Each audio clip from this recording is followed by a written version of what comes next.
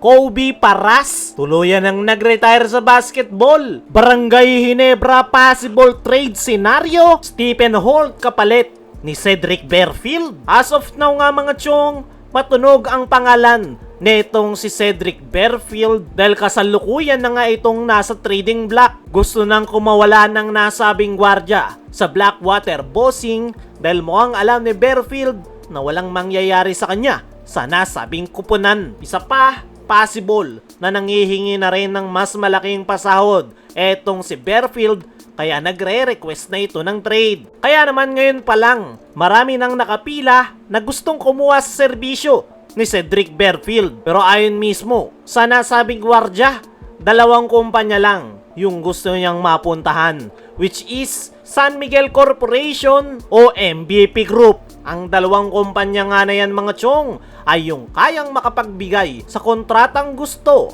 ni Cedric Berfield. Nabanggit na rin mismo ni Coach Tim Cone na possible na i-consider nila si Berfield kung sa tingin nila ay mag-fit ito sa kanilang sistema. Kung sakali nga natangkain talaga ng Ginebra na kunin si Berfield sa Blackwater Bossing, ay marami ngang mga lumalabas na trade scenario online kung saan si Stephen Holt daw yung pwedeng gawing trade asset ng Barangay Ginebra para makuha si Berfield sa Blackwater Bossing. At para sa akin mga chong, possible na tumagos yung trade na yan dahil unang-una ay napakataas pa rin ng trade value na itong si Stephen Holt.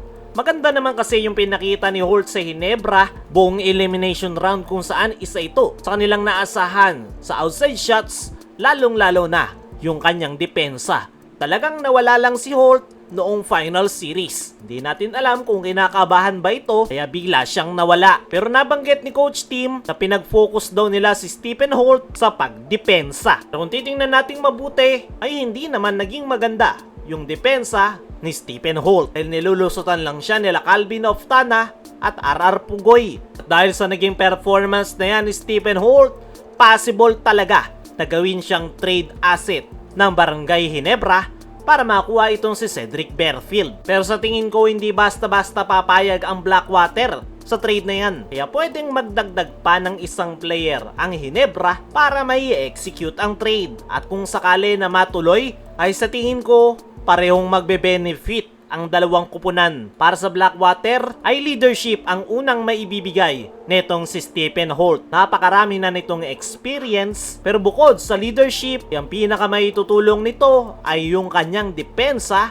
at outside shooting. Dahil isang two-way player si Stephen Holt, kaya nitong dumepensa at meron pang outside shots. Pagdating naman sa Barangay Ginebra ay ang pinaka-obvious na may tutulong netong si Berfield ay sa offensive side. Isa nga itong explosive player offensively. Pwede itong maging go-to guy ni Coach Tim Cone para hindi lang si Justin Brownlee yung kanilang inaasahan sa crunch time. Para naman sa mga nagsasabi na hindi babagay si Berfield sa Ginebra dahil buhaya at matakaw sa bola, ay ang sagot nga dyan mga chong, madali ang magagawa ng paraan ni Coach Tim Cone. Remember kung ano yung kanilang ginawa noon kay Stanley Pringle. Actually, mas buhaya pa si Pringle noon kaysa kay Berfield. Pero nakita nyo naman yung ginawa sa kanya ni Coach Tim. Nigyan siya ng specific role at malamang sa malamang ganyan din yung gagawin kay Cedric Berfield sakaling kuhanin ito ng Ginebra. Meron siyang oras para magbuhaya pero at the same time, kailangan niya pa rin sumunod sa kanilang sistema na triangle offense. Kung sakali talaga na matutuloy yung trade na yan, panalo ang Ginebra. Hindi dahil mas magaling si Berfield, dahil may i-contribute din naman si Stephen Holt. Ang dahilan ay dahil mas bata etong si Berfield. Mas mapapakinabangan ito ng Ginebra ng mas mahabang panahon. Samantala, Kobe Paras, tuluyan ang nag-retire sa basketball. Ito nga ang si Kobe Paras mga chong, ang isa sa mga pinaka-inaabangan ng mga fans na pumasok sa PBA. Grabe nga yung hype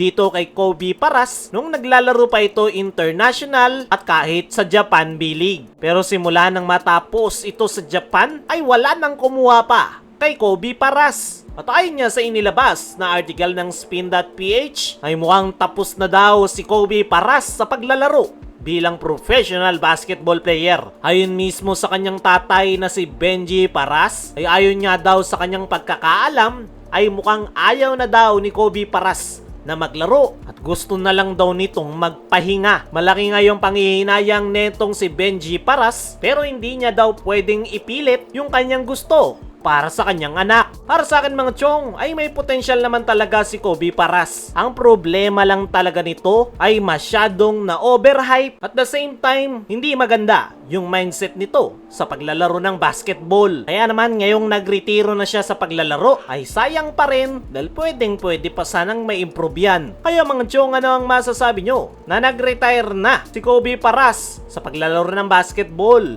Ano rin yung masasabi nyo sa possible trade ni Stephen Holt at Cedric Fairfield? I-comment mo lang dyan sa ibaba.